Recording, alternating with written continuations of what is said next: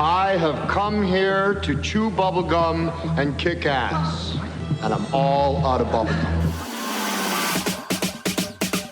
This is the Virtual Real Estate Investor Podcast with Vincent Polisi. Buckle your seatbelt and prepare to learn how to legally make six figures investing in real estate with no money, no credit check, and nothing but a computer and internet connection. Learn how you too can begin generating buyers and sellers for free today, and why you're only 2 calls away from making a $10,000 or more payday while never leaving the comfort of your home. And now, your host, the virtual real estate investor, Vincent Polisi.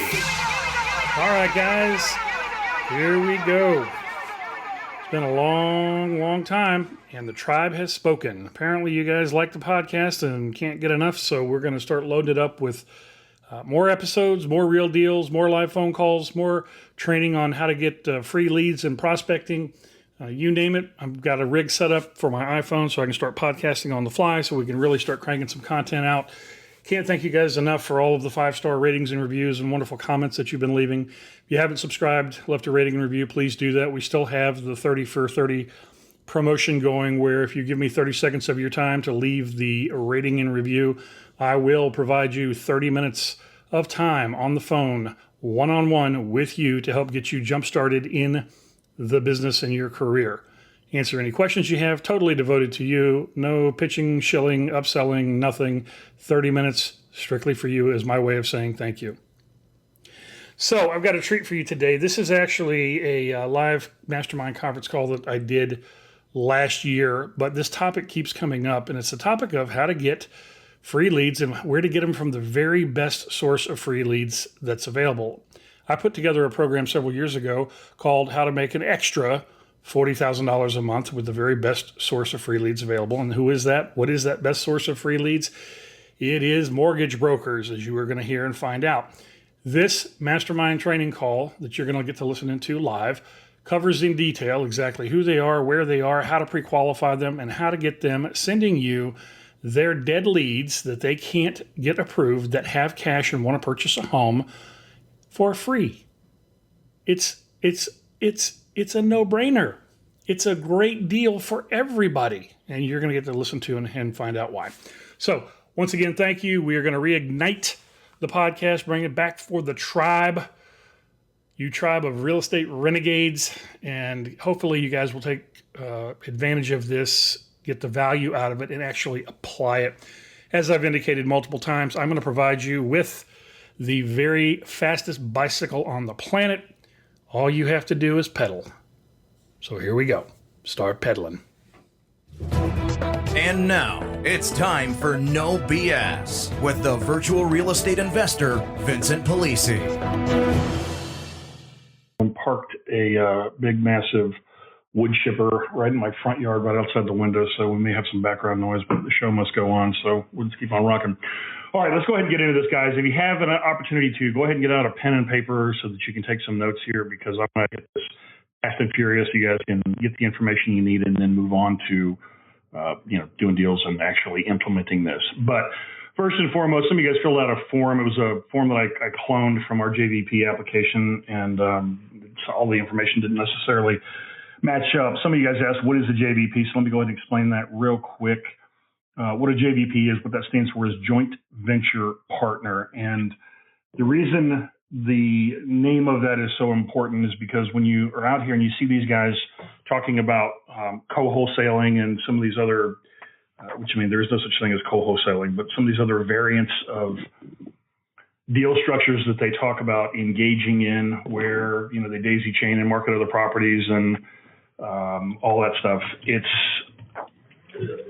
imperative to understand what you're doing so that you can do things legally. All right. You can't market somebody else's property without some type of interest in that property, whether it's equitable interest, legal title, power of attorney, you have the deed, you're a realtor with a listing agreement, something like that. And so when you're working in conjunction with other real estate investors, it's imperative to have all your ducks in a row and have everything, all the I's dotted and T's crossed. So you've got to get out of jail free card in the event, and this will happen if you're in the business long enough and you're doing enough deals, that somebody gets upset, some realtor gets upset, some homeowner gets upset and says that you're illegally brokering without a license.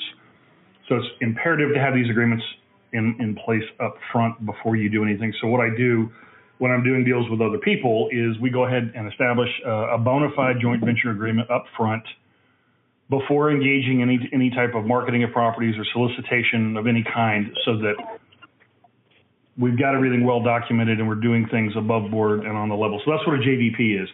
Now, when we talk about, and I know it sounds bogus, and I will be the very first one to admit that, but as you'll hear from the calls that I'm going to release for the podcast, where you'll get to hear people referring me deals with, and this is absolutely for free, it costs me anything, with as much as $100,000 in cash to put down on a property, and I'll explain the deal type here in a minute. That's our profit, by the way.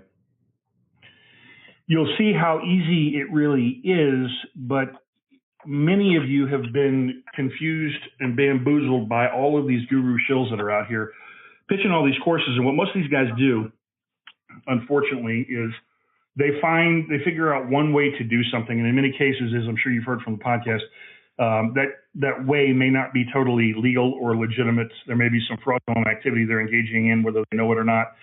And so in typical guru fashion, they go out there and then they start, once they've been successful, they start teaching this and selling it to other people, regardless of whether or not it's actually legit and accurate and legal. Okay. So most of the information that I see on Facebook as it relates to real estate deals, I mean, it's disturbing to say the least, because it gets propagated and promulgated through all these Facebook groups. And then you have people that don't know what they're doing, regurgitating it to other people that don't know what they're doing. This is what I call the 76 percenters, which I stole from Grant Cardone, where he talked about 76% of the population is living paycheck to paycheck. Yeah, if you go on Facebook, they're all out there giving advice. They're some type of expert. Most of these guys selling the courses started off exactly the same way. They never learned their craft. They weren't actually professional real estate investors. They took somebody's course, made some money at it, despite potential illegalities in what they were doing, and then they just repackaged it and added their own little marketing spin on it to turn it into a course, and then they start reselling that. So here are the deal types that this works for, that you guys can be doing today. Now, the beauty of this, if you understand these, is that every deal type that I'm about to tell you can be started and finished the very same day, where you also get paid and get a wire in your bank account. There's no clearing of any titles. There's no waiting for a closing. There's no waiting for a check to clear. You're in, out, done, moving on. Now, is every deal that way? Of course not. Of course not. Some deals take a couple of days, a couple of weeks, sometimes even a couple of months, depending on what the situation is. But the deal types that work for the lead generation strategy that we're going to show you right now is basically any variation of owner finance deal, whether that's contract for deed, subject to, land trust, assignments, joint venture deals, lease options, any kind of variation of alternative financing outside institutional lending will work for this lead generation strategy. And again, I hate to say this, but you're probably going to be kicking yourselves when I tell you exactly what this is, because it is so ridiculously easy. Nobody's doing it, okay? And it really gives you guys an opportunity to go out there and dominate any market that you're in with a fresh source of new, highly, highly, highly qualified leads that you don't even have to pre-qual. They're all going to be pre-qualified for you. And the way that we do this is through targeting the loan officers and mortgage brokers. And the way we do it is simply this. If you understand what the metrics are right now, and you guys are out there, I don't know if some of you guys are doing actual true wholesale deals where you're selling the property to another investor, or if you're doing, I know, Dan, I think you do some buy and hold for cash flow. I don't know if that's all through private capital or if you're actually getting financing on some of these things. But if you're out there and you're talking to mortgage lenders, loan officers, mortgage brokers, mortgage bankers, when I survey them, what I hear on average is that they are declining somewhere between 7 and 8 out of 10 applications that they take. Now, it's important to understand what I mean when I talk about an application, so that you can understand how the numbers really shake out. based on the changes that happened in 2000, basically from 2007 and beyond 2008, when they say everything imploded, it really started at the end of 2006, but didn't really pick up steam in the media until 2008. But based on all of the changes to mortgage lending since that point in time, they have basically handcuffed the loan officers and mortgage brokers and turned them from what they were before, which was basically professional salespeople, into, for lack of a better term, quality control and underwriting. And so because of all the disclosure requirements that they're forced to do in the event that they decline an application, most of them won't even get to the point of taking an application. When I talk about an application, if you guys don't understand this, I promise. I promise. But I can't even go there until I know what it is. Okay, if whoever that is can mute out so we don't hear that woman in the background, that would be great. But what an application is, in case you guys don't know where, is what's called a 1003, or it's the Uniform Residential Loan Application, which is what these guys are using. It's 4 pages. There's a lot of information that has to be filled out. Obviously, nobody wants to do that if they don't have to. Many times they'll get people to go online and do it. But once that has happened and they've taken the application, especially once they pulled the credit, there's all kinds of disclosure requirements they have to do in the event that that person isn't approved. There's, they've got to send them the FACTA stuff with their credit score. It's a whole nightmare of paperwork they've got to deal with, which we didn't used to have to deal with back in the day until they changed things with the SAFE Act and all this other stuff came out with Dodd-Frank and everything else. But long story short, what they're doing is they're going to verbally pre-qualify somebody to determine whether or not it even makes sense to take an application. So in other words, if somebody was to come to them and say, hey, I just had a bankruptcy last week, or now that person with bankruptcy could still have a 700 credit score. I've seen that before, as crazy as that sounds. But because of that bankruptcy, they know they're not going to qualify until 24 months seasoning from the discharge in most cases, or if they had a foreclosure, they need 36 months seasoning from the discharge. Or if the person is self-employed and they're not documenting enough taxable income, which most self-employed people don't because they have legitimate write-offs on their tax return that they can take that will minimize their taxable income. So you'll see this a lot of times with self-employed people. You see it a lot of times with people that are changing jobs, and in some cases you'll just see it where the guy took an application, maybe he shouldn't even have done that, but they're pre-qualifying people up front because they don't want to go through all the paperwork hassle if they know in advance that the person is not going to qualify for mortgage financing today. So when we talk about 7 to 8 people are getting declined, that's of the people that actually make it through the application process. Okay. In other words, they heard something. The guy told me he had a 700 credit score. I've got, my debt ratio is 15%. I have no debt. I've got, $300,000 in my 401k. I've got, assets in reserve. They heard something that warranted them taking an actual application because they had a feeling that it was going to be payday and that they were going to be able to make money by closing that loan. Now, this does not hold true as a metric across the board for every loan officer that's out there, obviously. For a lot of the more they're getting referrals from sort of the high-end stuff, the financial planners, the CPAs, the stockbrokers, that kind of thing. They're not generally going to have that same ratio of people that they can't yet decline. But we don't have to have those guys anyway, even though they're nice when they come along because they always bring you some big whale that wants a $2.5 million house and can't get a mortgage. And you can negotiate an owner finance contract for them and get them into it and make a 6-figure payday. But what's happening is that of these people, and if you guys have never been in professional sales, if you've never been in mortgage banking or been a loan officer, let me explain to you from personal experience what happens. Like you guys, when I'm looking at deals today, this is the same thing it was when I was taking mortgage applications 10 years ago and beyond. If it's not payday, okay, if that person is not qualified today, they go into a dead pile. They get sent out the disclosure letters. If they're lucky, they're in some sort of a CRM system. They've come a long way since early 2000s because when back then we're having to use, you guys probably don't even remember a thing called ACT, if anybody remembers that. It's from a long, long time ago. But they go into a dead pile, and those people are never contacted again. Now, what happens is the loan officer has got all this time invested in this particular person who now is not going to qualify, and because he's trying to make his quota so he can get paid this month, he never follows up with that person. Well, that person is going to buy a home at some point when they do become qualified. What we're doing is we are taking those dead leads from those loan officers today and converting them into homeowners today, utilizing variations of owner finance contract structures, where they become the legal owner of the property today. And that doesn't mean that there's deed conveyance and deed recordation and all that.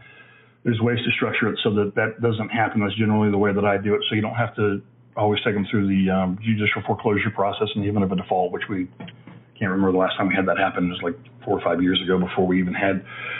In all the years I've been doing this, I think we've had one person we've had to take through to the eviction process. That was back in 2008, I think, and then we had another one start playing some games, and we got them straightened out. But of all the deals, we've never had to take anybody through the foreclosure process, and only one to the eviction process, because of the way that we're structuring these things. And it's a true win-win deal for the buyer, because if you look at it from their perspective, here's what happens. They want to buy a house. They go to a loan officer to make application.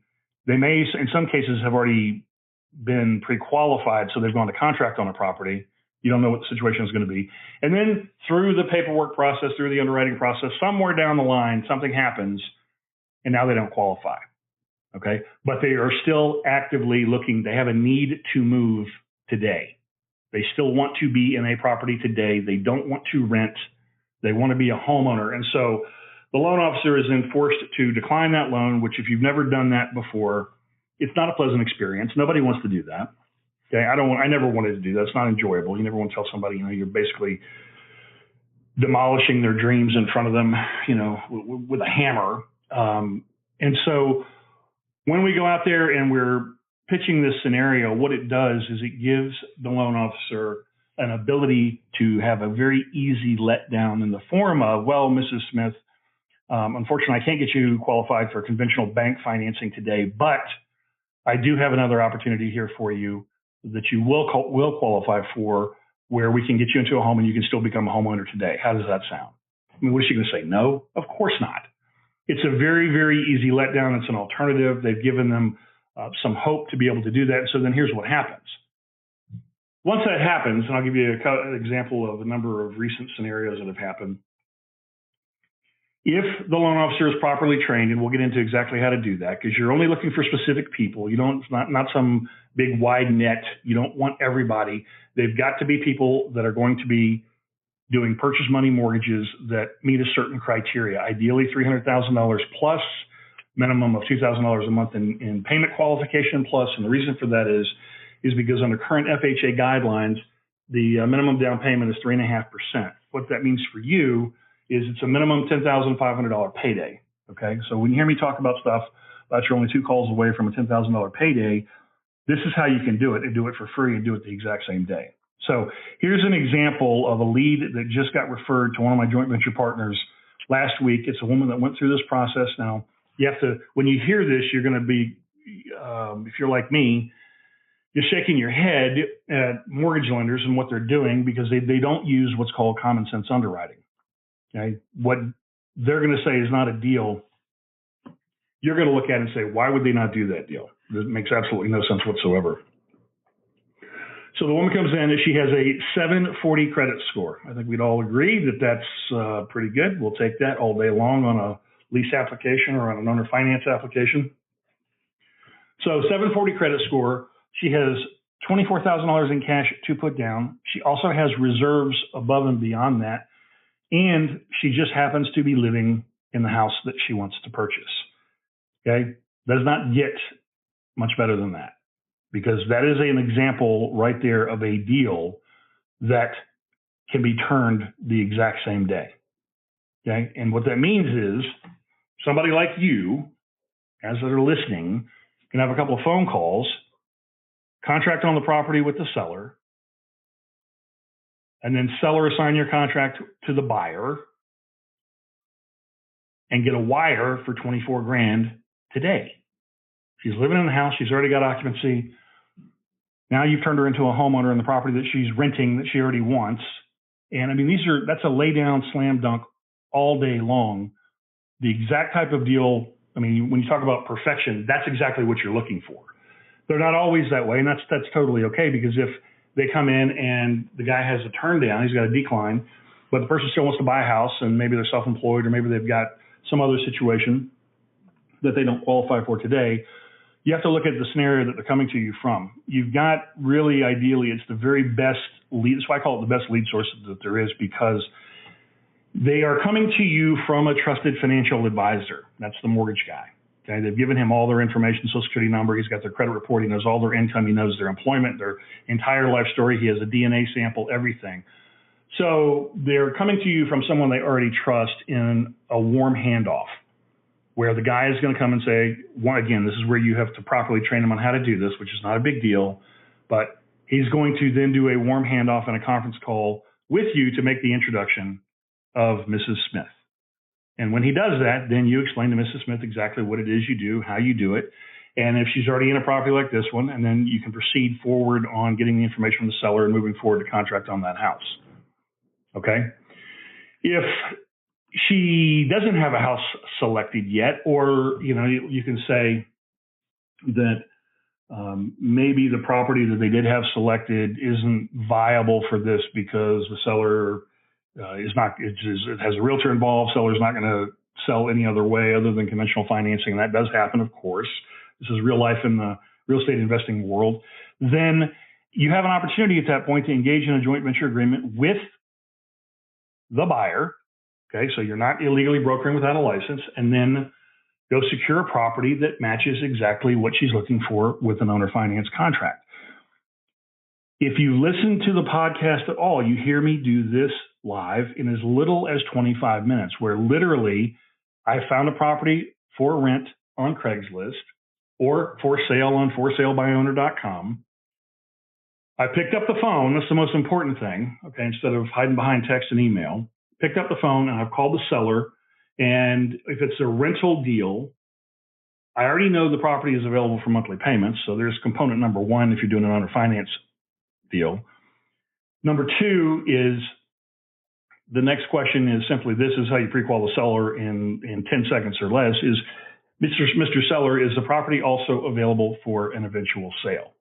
And what you're trying to do here is trying to determine whether or not this is a guy like us, okay, who's got a property that he's trying to rent as a long-term hold for cash flow, in which case that property is obviously not going to be viable because, or maybe it is, maybe a joint venture with him and split the proceeds on a long-term owner finance deal or something. That's certainly possible. But generally, if it's a long-term hold for cash flow investor, they're looking for a straight renter.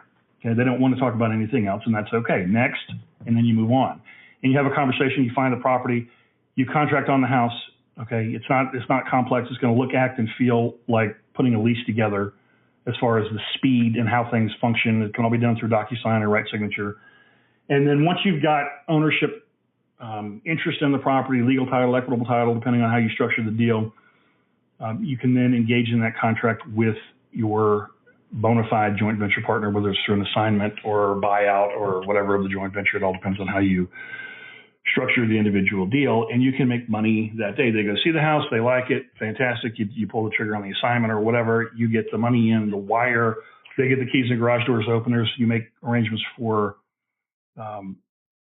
insurance and utilities information, and they have just become a bona fide legitimate homeowner under the IRS installment sales contract guidelines if you're utilizing the contract structures that I use. And what that does then is it puts them squarely in the exact same position they would be if they had gotten conventional financing, with the exception of one thing. And that is that there isn't anything being reported to their credit report as far as a mortgage is concerned. So they're not going to have some Bank of America mortgage credit or reporting that's showing during that period of time. But here's what they do get: legitimate, bona fide, equitable title to the property, in some cases legal title to the property, depending on how you structure it. They get occupancy with the right to quiet enjoyment. They're not a renter. Okay, they are not. They don't. There's no landlord. There's no tenant. There are no renters.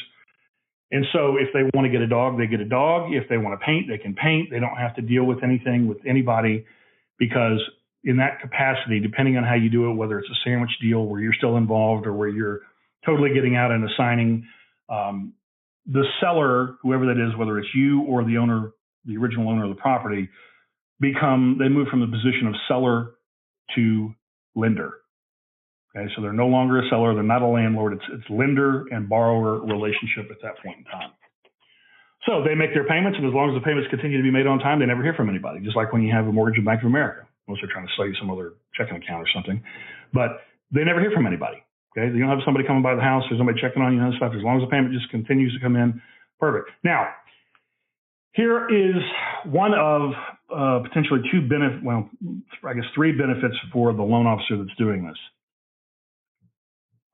You've taken his dead lead that he's going to do absolutely nothing with and never talk to that person again, but he's got time invested. And you can take that energy and you can convert it into an opportunity now. Now that you've got this person in the house, the average individual, unless they've had a bankruptcy recently, a foreclosure recently, where there are going to be what are called seasoning requirements by the lender. You guys don't understand what that means. You got to get up on this terminology so you understand how things function. Seasoning means that there's a certain period of time, normally it's 24 months on a bankruptcy, 36 months on a foreclosure, before a lender will lend to them again. Okay, so unless somebody has a seasoning issue or they have a judgment they can't pay off during the contract term, the average person is going to qualify in 12 months or less. Let me put a caveat to that. If credit is an issue, if they follow what I show them how to do, everything that needs to be done from a credit restoration perspective can be handled in 76 days or less under current federal law as it relates to credit reporting, the Fair and Accurate Transactions Act, the Fair Credit Reporting Act, the Fair Debt Collection Practices Act. There's basically everything that can be done for credit repair. So you guys will never need to sign up for a credit repair company. I'll tell you exactly what to do, how to do it. 76 days or less, in, out, done. There's nothing else you can do, period. You don't need attorneys. You don't need credit repair companies. All that stuff is nonsense. They're never going to tell you what the actual law is. But the average buyer is going to qualify in 12 months or less. Now, what happens is once they have been in the property, and it's imperative to make sure they're on the chain of title, so there has to be a memorandum or something filed, something that puts them squarely on the chain of title, and they've got to have their payments documented so that they can proof up that they've been making the payments on time and to the correct person.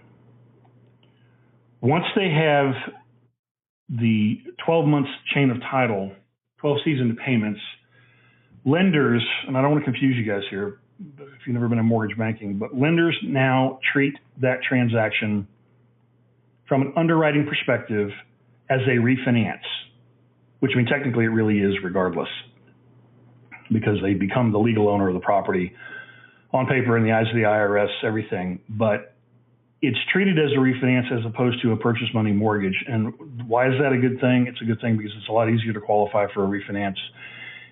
The down payment that they've made, assuming there's no valuation issues with depreciation or devaluation, becomes instant equity in the property that goes against what's called the loan to value ratio requirement. In other words, FHA is normally, 96.5%.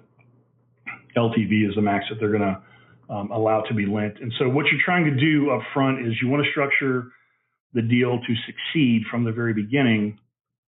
And in so doing, make sure that they're going to qualify on the backside of the transaction and do everything you can to help them in that. Now, what happens then is that sometime in that 12 months, they get qualified and, our friendly loan officer that referred us the deal, guess what? What has he been doing now over that 12-month period of time with you if you manage your business properly? He has been building out a 12 to 24-month pipeline of deals that are going to close, thanks to you, that otherwise he would have thrown away and never talked to them again. So when you're talking about a benefit to the loan officer, number one, he doesn't have to do the hard decline like he does now, which nobody wants to do. He has an opportunity to separate himself from the rest of his quote unquote competitors by offering a financing structure that they can't. He's building out a pipeline of deals that will close, of clients that he's already built rapport with and has a relationship with, that he's already spent time and energy and money from a lead generation standpoint to generate. I mean, it's a win-win-win all the way around. Now, here is what you will get at times, and so you have to be prepared for this. And I am doing everything I can right now to document. It's like I tell you guys all the time, don't believe anything anybody says. Always make them proof up with statute, with code, with something. For those of you who've ever been in mortgage banking or real estate, you know, under RESPA guidelines, there's prohibitions against paying for referrals. And so what we've been trying to validate here, because some guys, obviously, like some of the loan officers, you know, they don't have this long-term vision, which is your job to make sure they understand that it's not just about you getting paid today. It's about them building out a pipeline of deals for the next 24 months of stuff they've already worked on, where 12 months from now, all they're going to have to do is have the person, you know, recycle their paperwork, and they've got a pipeline of income that's going to be coming in. So I'm going to tell you this from a standpoint of somebody who went through this personally in 2006, 7, 8, and losing everything. If I had had a pipeline of these types of transactions that was continuing on for a 24-month period of time, I never would have lost everything, okay? Because I would have had this backlog of turndowns that were now qualified that I could have then closed and continued to make money on and never had to go through that downward spiral. So it can be a big benefit. Now, the other thing is, like I said, some of these guys don't have long-term vision. And even if you tell them long-term vision, it seems like work and all this stuff. So you want to throw a carrot out there and like, don't do this until I can validate legally if what we're being told is accurate. Since they are not doing a mortgage today, we have been told that there is no violation for them being paid a referral fee. So in theory, we could pay, okay, they refer you out a deal, say, okay, I'll pay you $500 a deal for all your turn down deals that you refer over when they close, and we can close them anywhere from same day to, you know, I don't know, 30 days, okay, 45 days. They're used to that because of the turn times in loan underwriting. And so, and obviously you're only committed to paying that out in the event that your deal actually closes. All right, the wood chipper is going again, of course. But we are trying to validate right now whether or not that is legal, and if it's not legal because of the term owner finance mortgage, where you're actually doing a mortgage, if converting it to a land trust or lease option or assignment or some other variant would in fact make it legal. So don't offer that to anybody yet until I can verify this, because I'm getting conflicting stories. On one hand, I'm getting that it's totally legal because they're not involved in a mortgage today. On another hand, Mitchell has left the conference. On another hand, I'm getting stuff where they're going to run it through their legal department so that we can get at least some type of an opinion on the legality of that. But that is a scenario that will come up from time to time. And if we find out, obviously, that it's okay, you know, do you have any problem throwing somebody $500 on a deal that you made a minimum of 10 grand on? Well, hopefully, I wouldn't think so. I don't normally pay out referrals and that kind of thing. But for a lead generation source that's going to be there with you in perpetuity, it's a very small price to pay. Because, you know, as an example, I mean, this one lead was 24 grand. I mean, do you think I would have a problem paying out $500 or even $1,000 when I'm going to walk with 23? I don't have any issue with that at all. I mean, I'm thankful and let's do it again.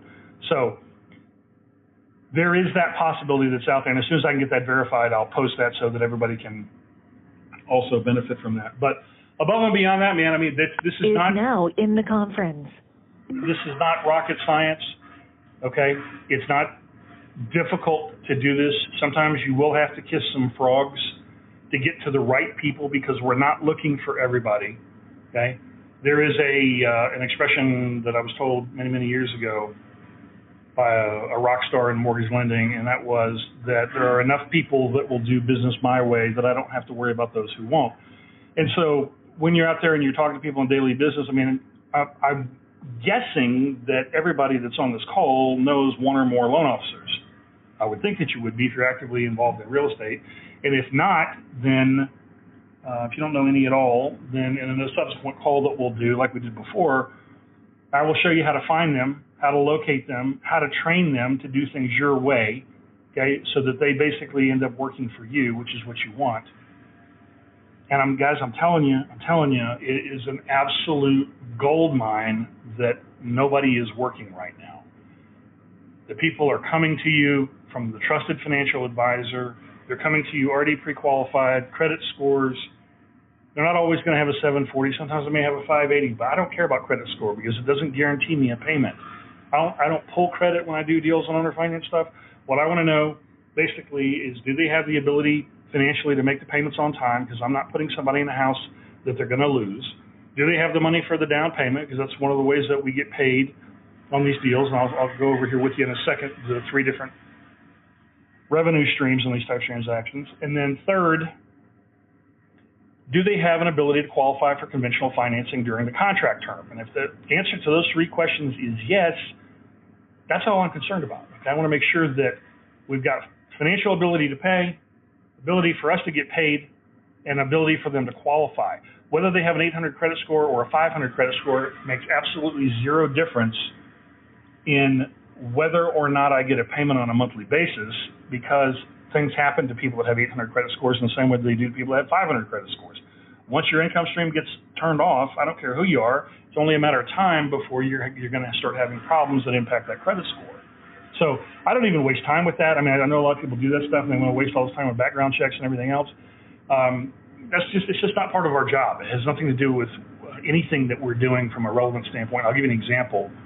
This woman that was referred over yesterday, or it was yesterday, the day before, had $10,000 cash to put down, wants a house, has a 12-month discharged bankruptcy, and I believe she's 12 or 24 months out from a foreclosure.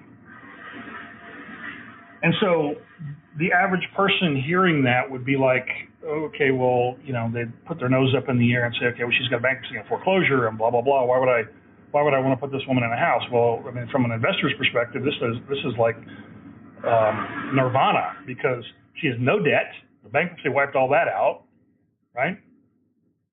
She has cash to put down, got a job and income, and she can't file bankruptcy on us. Okay, what's wrong with that situation? Shouldn't have a whole lot of options. So when you're dealing in scenarios like that, you got to use common sense underwriting when you're thinking through these things. Now, one of the caveats I went through here was ensuring that we understood all of the dates as far as the bankruptcy discharge date and the foreclosure sale date, to make sure that we did not put her in a property. Let me rephrase that, not a property. Put her into a contract term, where she couldn't qualify. And a lot of vulture investors will do that. I'll give you an example of what I mean. They'll take somebody like that, and they know they can't qualify for, let's say, 24 months because of the foreclosure or the bankruptcy, either one. And so what they do is they'll take their money and they'll put them in a 12-month term, like on a lease option or something, knowing they can't qualify during that 12-month period of time. And the reason they do that then is because at the end of that 12-month period, when that lease option or whatever it is expires, they now go back and they hit them up for another option fee or additional down payment or whatever the deal is structured. And it's done intentionally by design, just to basically strip all of the capital that somebody has. And don't do that, okay? I mean, it's just not good. It's not good for you. It's not good for business. You can make money, but there's infinitely better and easier ways to do it. And that's another thing too. Like when I do these owner finance type transactions, obviously we're all in business. Everybody wants to make as much money as we can possibly make, but you got to follow the golden rule and do unto others as you'd have them do unto you. So most people, when you're talking to them and you're getting the information about the down payment that they have, they're going to be very, very leery with their cards held very close to the vest, because what does the average person that does this do? Okay, regardless of the price point of the house that they're looking for, they find out that, okay, the person's got 40 grand in cash to put down. Well, guess how much the down payment just became? 40 grand in cash. And so what they do is then they'll try to strip them of all of the income, not the income, but all of the assets and reserves that they have, so they can make money. And they perfectly then positioned that person for a first payment, second payment, third payment, sixth payment default, because the person has no buffer whatsoever left in the event that, they lose their job, the car breaks down, whatever. Don't do that, okay?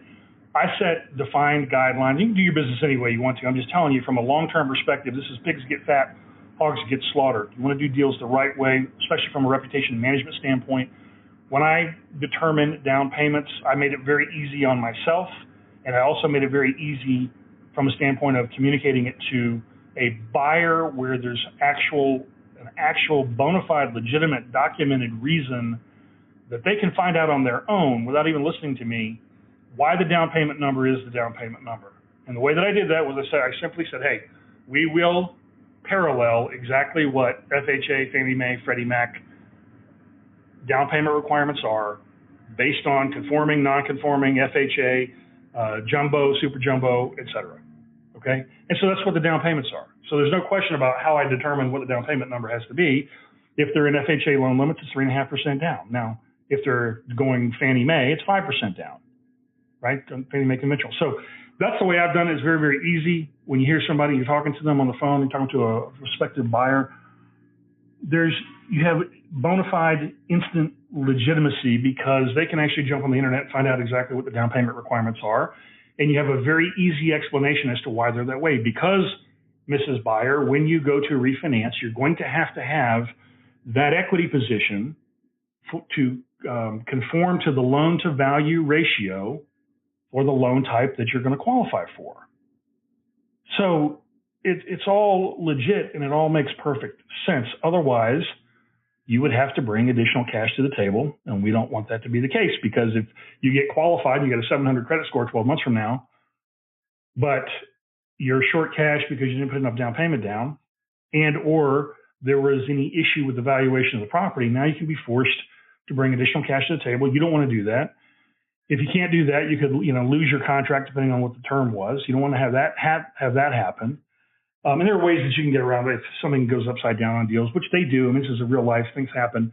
But if something happens, there's ways to massage some of that stuff on the back side. But on the front side, it gives you an actual documented reason for what the down payment is, so you don't have any friction when you're dealing with a buyer. Okay? So basically, in a nutshell, it is a win-win all the way around, properly positioned. You got to think about this. When I talked about the $40,000 a month, at a $300,000 price point, you only need 4 leads per month, basically 1 per week of somebody who doesn't qualify that has an immediate need for housing. Okay? So how many loan officers do you think it's going to take for you to get to 4 leads per month? And that's, keep in mind now, that's on the minimum side, meaning, deal number 1 here of the 2 deals he just got referred over, one has 24,000, one has 10,000. That's 34 grand combined between 2. He only needs 1 more to break 40,000 for the month. So depending on what price point you go after, you get one of these guys that's doing $500,000 plus loans.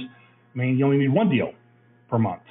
But the thing that you have to be cognizant of is when you're going out there, it's just like anything else. If you've never been properly trained in professional sales, you've got to constantly keep the hopper full with prospecting, because there are going to be things that happen on deals. Deals don't close, deals get delayed, whatever. And you want to have that constant pipeline of deals that are going to close. So if you do have fallout for whatever reason, it's not even a blip on the radar. You don't have the roller coaster income where you make 25 grand one month, 5 grand the next, 2 grand the next, back up to 40, up, down, up, down, up, down. That's no way to live. I've done it before, and I tell you, it's miserable. So you've got to constantly keep that hopper full. So when you're out there and you're talking to these guys, you have a no-brainer sale. There's really no reason that they would have not to do this, other than they lack any type of vision and desire to help their client and desire to build out their own pipeline, because it doesn't cost them anything. They've already done all the work. It's a dead file sitting over there in their office. Hell, they can even get their assistants to go through the files to refer them over to you, so they don't even have to be involved. And if we get confirmation on the referral thing, that makes it a no-brainer all the way around, because now they can get compensated for all of their turndowns. I mean, it's an absolute no-brainer. That's why, again, when you take a look at the way that I do things versus the way that these guys teach this, quote-unquote wholesaling contract assignments done the wrong way deal, and all the money that you have to spend. Think about this now. I don't know if one of you guys wants to unmute and tell me. I don't know, what do you guys, would you say the average assignment fee is that somebody collects on the standard investor to rehabber contract assignment? I mean, I see, on average, everything from about $1,000 to sometimes as much as $12,000 on a normal thing. Now, of course, that's gross. That's not net. So it doesn't take into account two other things, and that's the cost of their marketing to get to that. So that's got to be taken out. Nor does it factor in and account for how many hours they had to spend to get that one deal or two deals or whatever. So, they haven't factored in necessarily what their hourly rate is. So it looks fantastic. Oh, just got it from a closing. Here's a $12,000 check on an assignment deal. Wonderful. Well, it's not wonderful if it costs you $8,000 or $10,000 or $12,000 or, even more than that in some cases to get that. And so what you have here right now, and understand, I'm not trying to sell you guys anything. I'm trying to help you. I mean, think about how many loan officers are that are out there. There's no way that I would have to be worried about any type of competition from anybody. Okay. Nobody's doing it right now. There's loan officers in every city in America. So there's plenty to go around for everybody. How many of them are out there? They've all got declines, every single one of them. Okay. There's an opportunity for you guys to generate leads literally today, same day, that have cash, that have an immediate desire and need to purchase a property. And hell, some of you guys may already have houses that work for them. And if not, like I said, you can generate and contract on a property for free with Craigslist or ForSaleByOwner.com or any of these other websites that are out there where you can just pick up the phone and call somebody and find out whether or not that rental is also available for an investment. And if it is, bingo, go in for the kill and explain to them, here's who you are, this is what you do. You want to buy the property because you've got somebody that you want to sell it to or assign it to or whatever your deal structure is, and contract on the house. I mean, literally, I have done that in 25 minutes before. Okay? Solve somebody's problem because they were an absentee land. I mean, that's ideally what you're looking for when you're going through Craigslist. And guys, do me a favor if you would, please. When I put out the 10-minute task years ago, and I showed people how to generate the seller leads for free in under 10 minutes, I implored people not to kill the golden goose back then and not to do these Craigslist scrapers and all this other crap that these guys do from an automation standpoint. Because what happens is the average mind thinks that the more leads I have, the more deals I'm going to close. And it doesn't work that way ever for anybody in any sales profession, period, end of story. It does not work. Okay. More leads does not equal more deals. Okay. What equals more deals is better marketing, increasing your conversion rates on the leads that you have coming in. So for you to go out there and generate 100 leads, you can't get to them all. But there are people that are out there that do that. And so here's what ends up happening. This happened to us years ago, which is one of the reasons why we pulled the 10-minute test down so we could kind of kill it for a while. So new people wouldn't go out there and continue doing that is that we would be working on actual legitimate deals. And one of our virtual assistants would send somebody an email, say, hey, listen, we've got a buyer for the property, or a buyer that matches for this property. Are you open to an eventual sale? And all of a sudden we get back this scathing email. Now, keep in mind, we actually have somebody. We're ready to pull the trigger. The buyer can be out there and see the property this afternoon. But we get the scathing email back from the seller saying, this is the third time I've gotten the same exact email. You're a scammer, blah, blah, blah. I'm going to report you to so-and-so and all this stuff. Just don't use the automated systems. You don't need them. I mean, for most of you that are on this call, hell, if you made an extra $10,000 a month utilizing this method, you'd be, I'm sure, probably pretty ecstatic. An extra $40,000 a month, it's not that complex. If you don't want to do it on 4 deals at $10,000 a deal, then find the guy that's doing $500,000 plus deals and do it on 1. You don't need that many leads to do it. You're going to have people that are coming to you that have the cash, they have the ability. He's already pre-qualified them from the standpoint of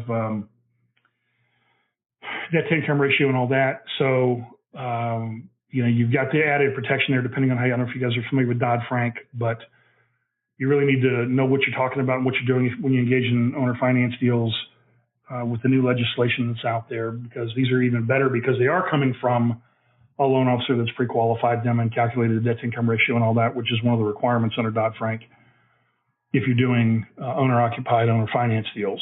Okay, I don't know if you guys know that or not, but you need to bone up on this stuff and get educated so you understand. You don't want to put yourself in a position where you've unknowingly done something that wasn't correct, and they want to make you the poster child for how not to do it. But above and beyond that, there is absolutely nothing stopping each and every one of you from getting off this phone call right now, jumping on the internet, finding somebody either in your local market or if you want to do virtual deals in another market that is a loan officer, and striking up a conversation with them and say, hey, listen, it's a very, very easy sale and pitch because you have an ability to help them generate money from their dead deals. It's a no-brainer. Why would they not want to, if it's pitched properly, why would they not want to make money from their dead deals? There are dead deals everywhere right now that you guys can go get today. Now, here's a couple mistakes that some of the guys make because they don't listen to me, and you need to listen to this. Now, you need to understand if you're doing this, you have got to be two things. You've got to be the ramrod, okay? You've got to stay focused on what you're doing, and you're going to have to become the teacher. And what I mean by that is that when we talk about the ramrod, if you're going to pick up the phone and call a loan officer today to talk to them about getting their dead purchase money deals into a home today where they can then refinance them, sometime in the next 12 months and make money, and potentially the referral thing once we get that confirmed. If anybody has any knowledge on that, I'd love to hear your take on it so that we can, put out correct stuff, because it's very challenging to find, is this legal sort of thing as it relates to this? Or if it's not legal, where's the statute that says that it's not legal? But if you're going to get on the phone with these guys, and I highly recommend that you do, when you pick up that phone and you start that conversation, once you have pre-qualified them to find out that they are doing, number one, purchase money deals, number two, the price point that you're looking for, which, like I said, you want ideally a minimum $300,000. These tend to be people either six-figure income earners or it's a six-figure income household. They bought a house before. They're not first-time home buyers. Much easier to do deals with. They've already been through the process. They understand everything. They don't require a whole lot of hand-holding. They don't want to be renters. That's the sweet spot, $300,000 plus of ideally where you want to be. If you're going to jump on the phone to do that, your expectation, now listen to what I'm saying, your expectation has to be that you are going to hang up that phone with one of two things, assuming your pre-qualification works. In other words, they are what you're looking for. And they're not all going to be. If they're doing $150,000 FHA deals, I mean, if you want to do that, you can. I don't have any desire to do that because they're a royal pain in the rear end and not as profitable. But if that's what you want to do and that's your business model, go ahead. But the expectation, once they're pre-qualified and you found out, okay, I do purchase money, I do $300,000 plus or $500,000 plus or $1 million plus, it all works. Your expectation is one of two things when you hang up that phone. It's either A, that they have given you a lead that you're going to contact as soon as you hang up the phone, or B, even better, you've gotten them to conference that person in right then to do the warm handoff, so that with every phone call you make, once you've determined in that first 90 seconds that this loan officer is a pre-qualified candidate for a referral, you must do it with the expectation of getting a lead right then. Because let me tell you something, he's got them right there. Your money, okay, your money, your gold, your little pot of gold, he's got it sitting right there. It's either in a bunch of manila file folders, okay, sitting in a storage cabinet right next to him, or his loan processor, or he can pull it up in whatever he's using, Calyx or Byte or whatever, I don't know what software they're using, Point, whatever software they're using right now. You can pull them up in 2 seconds. Okay, he's got it. He has all the information. It's right there. He is the gatekeeper for your pot of gold, and it is gold. Okay, and when you get done with these transactions, everybody loves you. You made him look good. He didn't have egg on his face. He doesn't have to turn people down. He provided somebody a solution. It's a win-win. Okay, the buyer obviously is ecstatic because guess what? They didn't want to be renters. You got them into a house. They have their dignity back from being declined for a mortgage. You make money. You're building out the pipeline with him. And you start establishing these long-term relationships where you're not in the constancy of these one-off deals. Because when you're doing the standard contract assignment deal, it's your one and done. You got to go find another one. In this situation, you can establish this relationship with these guys, 1, 2, 3, 4, 5, 10 of them. You don't need that many of them. Train them correctly so that the minute they get a turn down, they know to notify you and to conference you in, okay, or to tell the person that you're going to be calling them and they send you the lead. Either one's fine, as long as you get the contact information. And move in. I mean, it's not hard. You don't have to jump through all these hoops. You don't have to spend any money. You got to simply pick up the phone and have a conversation. Hey, Mr. Loan Officer, there is a way that I can show you to make money off of your dead files, your declines. Is that something that would interest you? There you go. Was he going to say no? I mean, if he does, click. You don't talk to that guy anyway. He's that damn stupid. Move on to the next one. And you may have to kiss a few frogs, but that's it. It's not hard. They have got the pot of gold. All you've got to do is get them to unlock the cabinet they've got it in and give it to you, and then give it to you in perpetuity on an ongoing basis. And you want to make 10, 20, 30, 40, 50, 80, 100,000 a month or more. There's nothing stopping you from you. It doesn't cost a dime. Nothing. They're everywhere. Or you guys can go spend more money on bandit signs and keep pounding your head against a wall. But this is extremely easy. Now, two things I'll finish this up with. One is that the caveat here is that you have to, there's two caveats probably. One is that you're going to have to get educated so you understand what you're doing as it relates to the final contract structures to make sure you're doing things legally. That's easy enough. And then the other thing is that you're going to have to learn to sell and close, because when I talk about sell and close, I don't mean that in a used car salesman stereotype. If you listen to any of my calls on the podcast, nothing sounds scripted or robotic. What I do is I have very structured, from my perspective, not from the way the call sounds, but very structured conversations with people where I'm getting the information that I need very quickly to pre-qualify whether or not it warrants additional conversation. Because if for it to warrant additional conversation, that means it's payday. And I'll give them additional time and additional conversation if it's payday, all right? But it's a natural conversation. Doesn't feel like a telemarketer reading a robotic script. Very, very normal, natural, fluid. You are going to have to close, Mr. Loan Officer. You don't have to say exactly this. You'll figure out your own rhythm. But I've got a way that you can profit, today, potentially, if the referral thing works out. I've got a way that you can profit today from your dead files and profit again and never lose them to another loan officer. Is that something that would interest you? And then shut up. Like I said, if the guy says no, you don't want him anyway. Okay? You don't want slugs. You want guys that are out there, and girls, both, that are out there doing deals and making money and are in it for the long haul and have some future vision, and they have some design, some idea, some desire to truly add value and benefit their clients.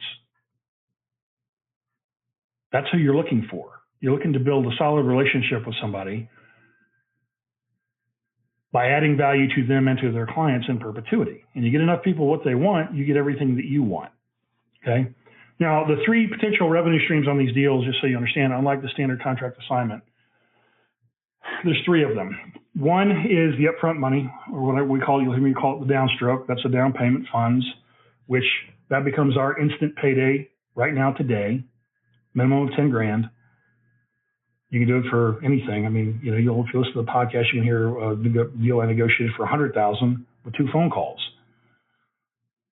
But that's our upfront money today. Now, if you're doing a sandwich deal, and the sandwich deal, if you guys don't understand what that means, it's a deal where you're still in the middle. If you're doing one of those deals, has left the conference. If you're doing one of those deals, then you've got upfront money today. You're going to have monthly cash flow, which is as I'm sure Dan will confirm, is sweet. Love cash flow, fantastic. Love getting it every month personally. But you got monthly cash flow coming in. I mean, and I'll tell you this: in real estate, there's nothing more delicious than monthly cash flow coming in. Okay, just shows up, bam, bam, bam, bam. And then the third thing is that depending on the valuations and how you negotiate and structure the deal, is also back-end money that can be made. So now that requires obviously that you're still in the deal, not just strictly assigning it and moving on. But it all works. You can do these things any number of ways. And I'm telling you guys, I'm going to go ahead and I'll post some calls, hopefully maybe later this afternoon, of where you can listen to guys actually referring me people with up to $100,000 in cash you put down. We actually did. If one of the guys that got referred to me was a guy in New Jersey, $100,000 in cash you put down, didn't qualify for a mortgage. There's a call that's already up on the podcast. That is I forget what it's called. I'll look it up here while we're talking so you can listen to it and suffer in misery the same way that I did when I had to go through it. But it's the longest longest phone call I've ever done in one single phone call in history. You'll get to hear the worst that it can ever possibly get. Okay. It's a 2-hour phone call with the seller. You'll get to hear her come at me with all kinds of hostility and aggression. And then by the end is thanking me. Right. And I'm telling you, it's 2 hours of misery. So, just prepare for it. It's not pleasant, but you'll get to hear every objection known to man from the seller. And you'll get to hear just about every closing technique that there is from me to get us to the point where we got the contract executed while we were on the phone. And I say we, I had one of my mastermind groups on the phone with me listening in live. As that happened, you'll get to hear them too. But the reason I did that was twofold, because I would have cut it sooner had they not been on the phone with me. I'm glad I didn't, because that property was secured for the buyer with $100,000 in cash that was referred to me on a deal in New Jersey by a loan officer up there that had a dead deal that he couldn't place. And you can hear the actual deal with the seller. You'll get to hear the whole thing, the way the whole thing plays out. And I'm going to go ahead and post some of those things where loan officers. I know, by the way, let me go ahead and mention this. Don't take this the wrong way, but I'm not the greatest fan of realtors for a lot of reasons. And it has nothing to do with there being anything bad with being a realtor. It has to do with the general lack of professionalism that most of them display and the lack of ethics that they use in day-to-day business, where they violate their ethics and don't present offers that they're legally required to present on these types of deals because they want to get their 6% commission, which I understand, but I've seen them do that to the point of letting the seller go into foreclosure when we had a buyer that could have gone in and taken over the payments, and he could have maintained his credit and eventually sold the house. So I get a little frustrated. I'm a little negative on realtors sometimes of why. But you're also going to get to hear realtors referring their buyers to me in this same exact way that don't qualify for conventional financing today. And they can, if you have some realtors that you know, that you like, they're getting people that don't qualify too. You guys got a good relationship with them. They can also be your lead generation source, and they can still be tattooed on the deal to get their 6% on the backside. Okay, it doesn't cost you anything. They can still be involved in the transaction. Okay, I've done deals with realtors before where they were involved in lease options, that kind of thing, and they still had everything set up so there was no conflict of any of our funds. There was no, in other words, it didn't cost me any more to have them involved as long as they're cooperative, and they don't, intentionally try to kill the deal, which many of them do. As long as they're cooperative, I don't have any problem with them being involved in a deal. But they can also be, and you'll get to hear it. I mean, me, the guy that can't stand realtors, you get to hear realtors referring leads with cash to me. Okay. So if you have those guys, and if you're in real estate, obviously you know some, you come into contact with these people all the time. They can also be another referral stream, and all of the benefits are there for them in the same way that they are for the loan officer, in the sense that they have this person they've driven all over town, okay, to show houses, and now all of a sudden they don't qualify, and they're looking at, okay, well, I wasted all that time and money and gas and tires and everything else, and now I'm not going to get paid. And you offer them an ability to still get paid. okay? As opposed to them having to put the person in a rental property and then the person never contacts them again when they are qualified because they had a bad experience because they didn't qualify and weren't able to close. So outside the box thinking to hopefully help you guys, but you're going to have to take action immediately. You're going to have to stay focused, eyes on the prize. When the phone call is made or the face-to-face, if you're doing things locally, if that is done, the expectation is that you leave that phone call or you leave that office with a lead in tow, okay? You've been referred something if you've got the pre-qualified guy that feels like he's a good fit or girl, regardless of either one, okay? You've got to maintain that focus. It's not the, hey, I'm going to go out there and waste a bunch of time, pitch, and never close, and never have the expectation that I'm walking out with a deal right now. Why wouldn't you? It's a dead file. They're not doing anything with it. Okay? Takes them less than 10 seconds to pull the information up, whether it's in a filing cabinet or on their computer system. They've got access to it right there. Okay?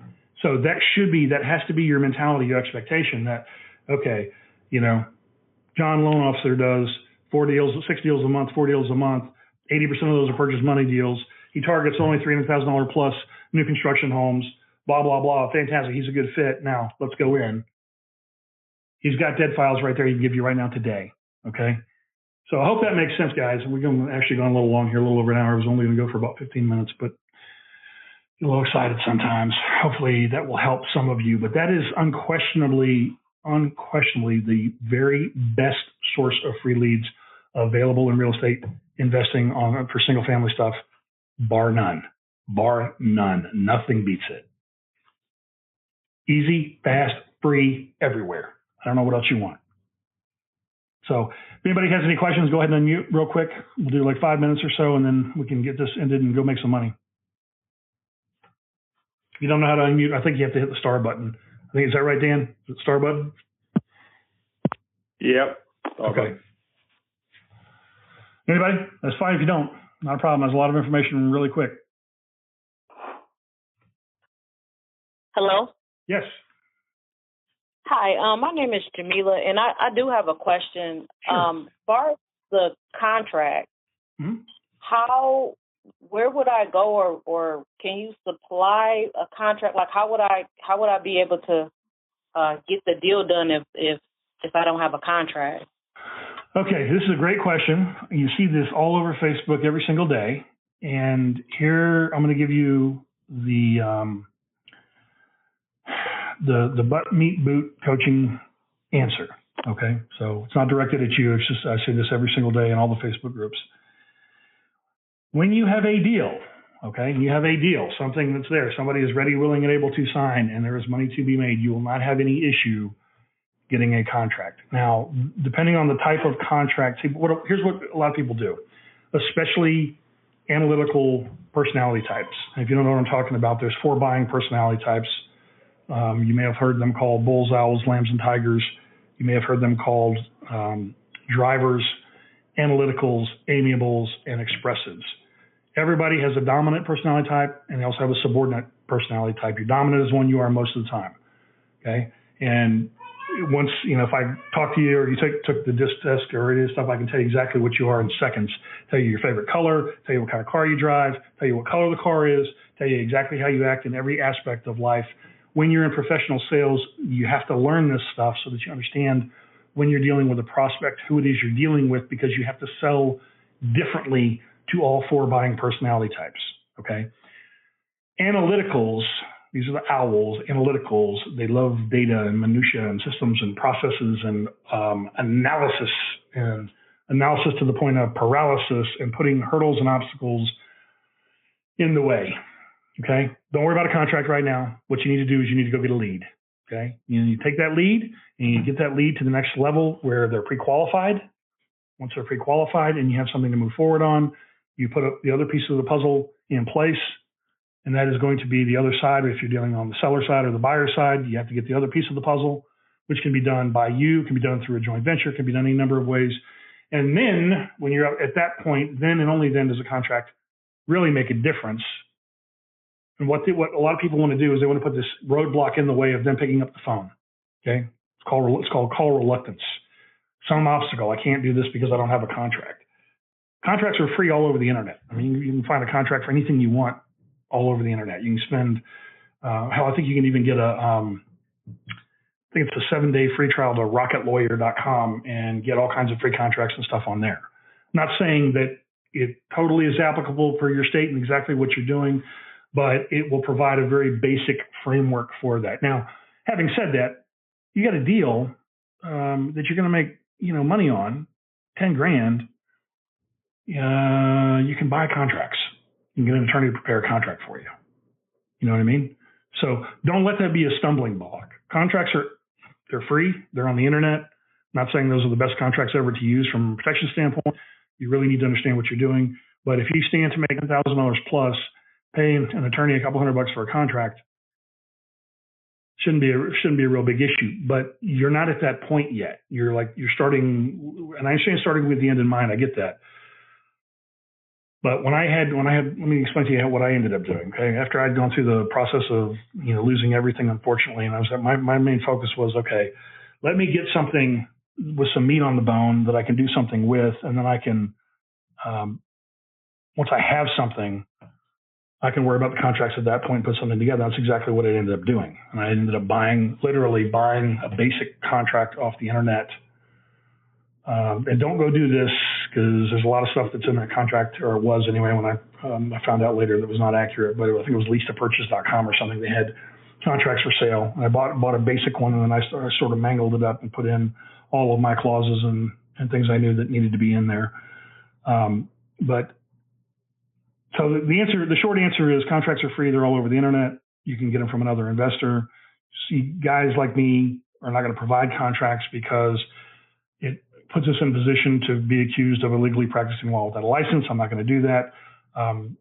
Any contract that I have got is going to be layered upon layered upon layered. You can listen to the podcast where I get cross-examined on our non-owner occupied contract for deed with a seller leaseback.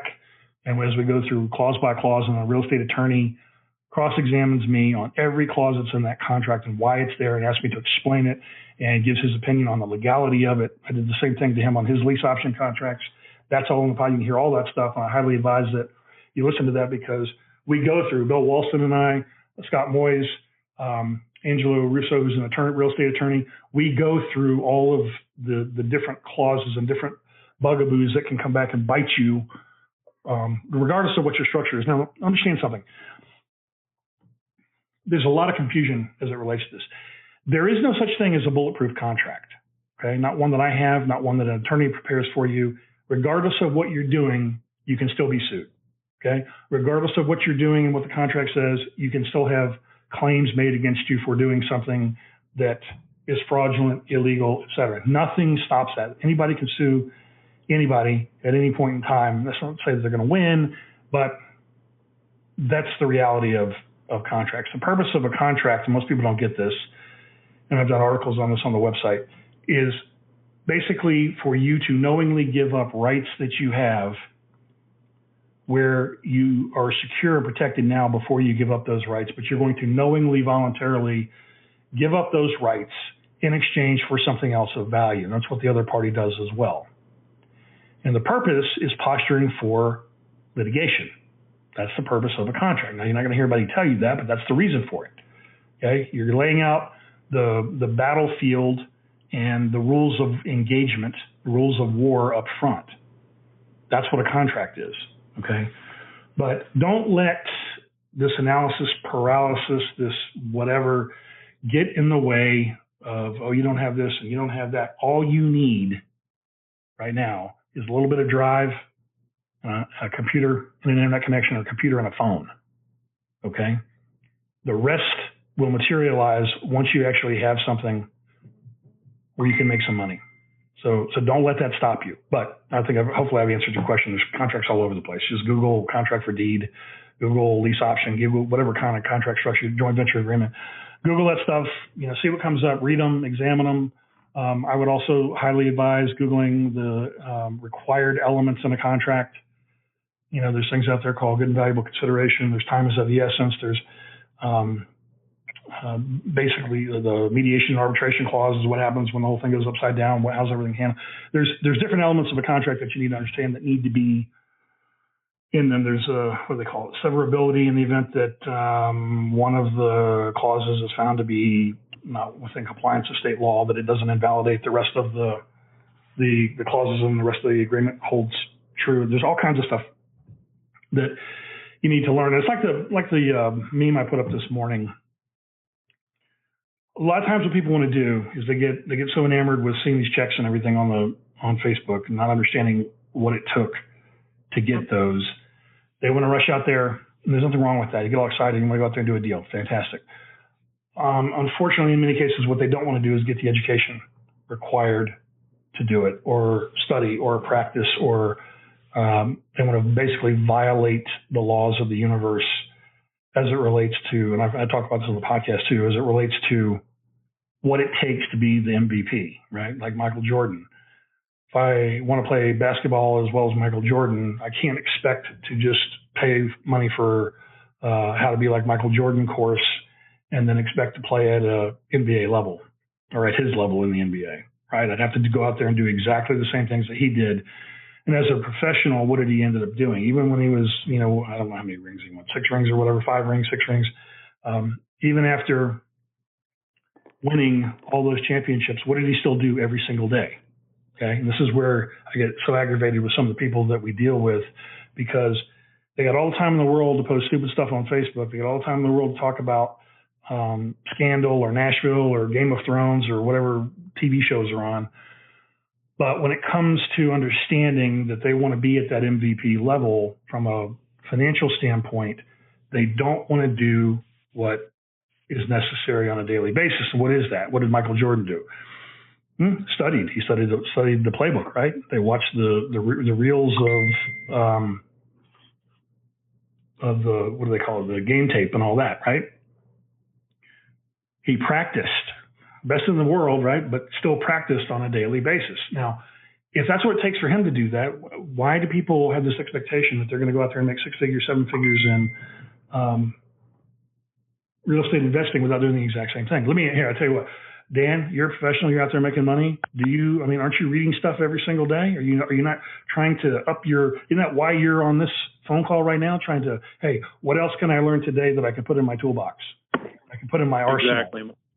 You know what I mean? As skilled as you are with your ability and capital behind you and everything else, what are you doing? He's on a phone call here. Listen to me ramble on. Because there may be some nugget of knowledge that he can learn that he can use on some deal today, tomorrow, 6 months from now that can help him make some money. And that's what professionals do. All right. Now, you got to be careful. If you haven't read my 76%er post on Facebook, you got to read that. You got to be careful who you're getting your information from. Right? Because there's a lot of people on Facebook that don't know what they're doing, that are providing advice as if it's gospel, as if it's law, and it simply isn't. So make sure that you understand and validate and vet anything that you're told, just like if you hear it from me, I tell you the exact same thing. Don't believe anything I'm telling you. Validate it, vet it on your own, make people proof up with statutes and codes, do all that. But that's how... Right now, unfortunately, I think if I'm not mistaken, you're fairly new. You're going to have to get your teeth kicked in a little bit. I mean, it's a sad state of affairs, but it's what's going to happen. Happened to me. It happened to everybody I know that's in business. You go out there, you're going gangbusters, trying to get something done, get all this drive and energy, and that first time you get kicked in the gut, you know what? You got to suck it up, get back up, and go do it again. You know what I mean? A lot of people don't want to do that, though. They don't want to take the perseverance that it takes to continuously get thrown off that horse and get back up again. So my advice right now, again, was like, okay, learn what you need to learn. And right now, all you need to do to utilize this methodology is simply get yourself to the point where you can pre-qualify a loan officer on whether or not they have any interest in making money off of their dead deals. Simple question. It's yes or no. If they do, then it's not that complex to explain to them that you can put their people in an underfinanced deal today, that they can legally own the property, get the tax deduction, get the property, mortgage interest deduction, because they're actually paying a mortgage, an actual mortgage, and they can refinance them out and build this pipeline out and all that. I mean, everything I just explained, nothing complex about any of it. Okay, it's very, very simple and very elemental. But you could be generating leads today, get them to the next level. You got enough people out here on Facebook and everything else that can help guide you into what the next step would be. And the next step is always move as quickly as you possibly can to get that thing closed out. Okay, time kills a deal. You got to stay. This is where a lot of people have a lot of problems. The drive, they get into fifth gear very quickly, but then they don't keep it there. They don't keep their foot on the gas and redline it. That's where you have to stay constantly when you're working on a deal. Okay, you got to get to the finish line as quickly as humanly possible because time kills the deal. Things happen, and you don't want to be in that situation. And it will happen where you work on a deal and the whole thing collapses at the 11th hour. It's very painful when that happens. But anyway, don't let the contract hold you up. Okay, don't let anything else hold you up. Get out there, get in the game, jump in the deep end of the pool. I'm not saying don't do that without understanding what's legal and what's not legal, but to prospect for loan officers is not rocket science. I mean, I think you understood the concept, right? They have dead deals. Those dead deals can go in owner finance deals, subject to land trust, lease option, whatever your preferred flavor is. Okay. And then once you've got somebody and you've determined what kind of contract they actually want, maybe they only want to do a lease option. They're not sure if they want to buy the place. They're moving to a new city. You don't know yet. So let that mature with the deal itself, as opposed to trying to force every deal into a specific contract type. That's another big thing where people make a mistake, is that they're always constantly trying to force every deal into one little box because they were taught how to do contract assignments or something.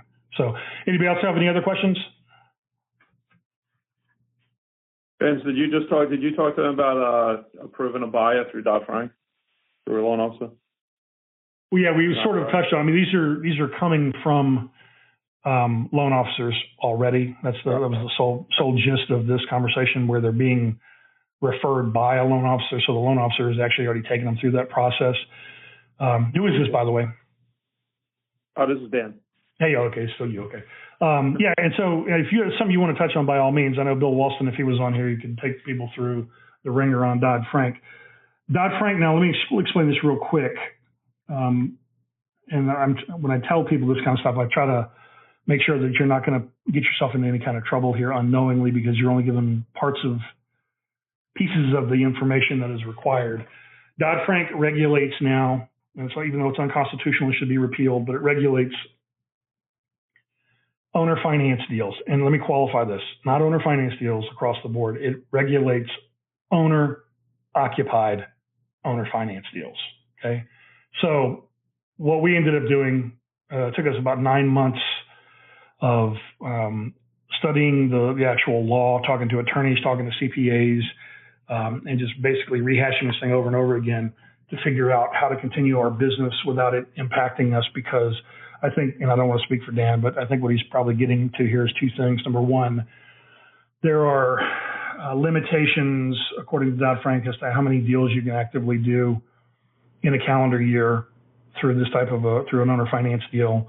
And number two, the limitations apply to a certain number of deals. Anything over and above that, it has to be through, let me see if I can say this correctly. They have to be, and I'm going to use the word approved by a loan officer, but they have to be underwritten by a loan officer for ability to pay, basically debt to income ratio, to make sure they have an affordability of the property itself. In other words, it's designed to theoretically protect people from putting $25,000 down on a $3,000 a month payment house, and they can only afford $1,500 and they end up losing the house. So I don't know if that's where you were going, Dan, but the way we ended up sort of retooling was to have every deal that we do be non-owner occupied, because I'm obviously not living in the house. I contract on the properties, or the company contracts on the properties. So that instead of having to deal with all that compliance, we just avoid it altogether. If that makes any sense. Mm-hmm. Okay. So, but is that what you're heading at as far as loan officers pre-qualification? Yeah, making sure that people are pre-qualifying their borrowers. Yeah, and there's I don't even know. I need to ask Bill about that, because I don't know what Right, it's so gray right now. Well, they're looking to hang somebody, and once they hang somebody, then the precedent will be set and then the law will be clear, but they haven't done that yet, thankfully, and whatever. You don't want to be that guy that they end up grabbing for it. But the other thing is like, a lot of these deals. Jason has left the conference. A lot of these deals, they are prime for self-employed people who make the money, but are taking, like we talked about beforehand, the requisite tax deductions so they can avoid taxable income legally. And as a result, on paper, don't qualify for debt to income ratio. Does that make sense? So I need to talk to Bill and find out what the stipulation is for that and how that actually functions on this. Because basically, I don't know if you understand commercial, man. What we did was essentially the same thing as what a lot of the lenders did after they came out with the SAFE Act and all that. They just converted everything to commercial loans, and that way they avoid all the mortgage licensing nonsense. It doesn't apply. But it stops the level of business by just doing commercial. So I agree. Yeah, sure. Yeah, so that's why you never want to be a one-trick pony. You always want to be looking for other opportunities to do stuff, and that's why I always tell these people, okay, it's wonderful to master one type of real estate investing, but trying to force everything into one little box, you're going to leave a lot of money on the table and not do a whole lot of deals. Right. Yeah, that'd be nice for his owner-occupied mortgages. It really opened things up a lot. Yeah. Well, listen, man, I mean, as competent as you are, hell, and then the resources that you've got, I mean, this thing here is probably something you could train your VA to do. She could be doing it for you and generating leads. And then once you finally had somebody, you could jump on the phone with the loan officer and kind of take it from there.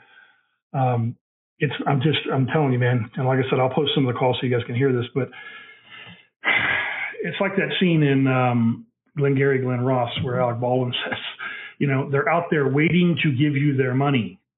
Are you going to take it? I mean, that's what they're doing.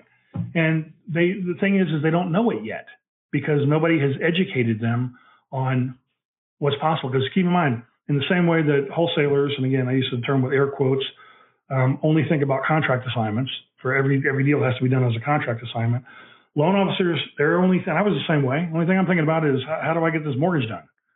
Not thinking about what else can be done for this client if I can't do a mortgage for them, because that's not my pay plan. So I'm not thinking about that, right? And so I'm thinking about how do I get paid today? And this is what I've been trained to do. And I've never been trained on what to do in the event that I can't, other than to decline them and send them the paperwork. Perfect.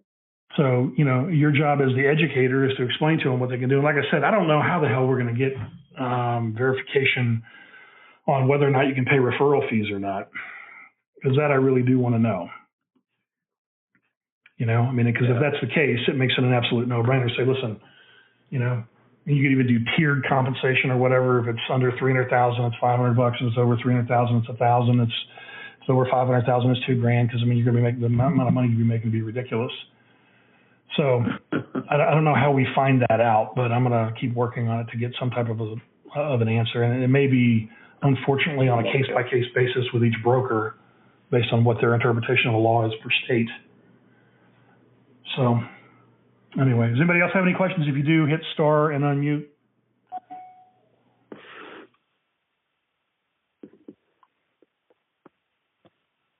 No? Yes, maybe? All right.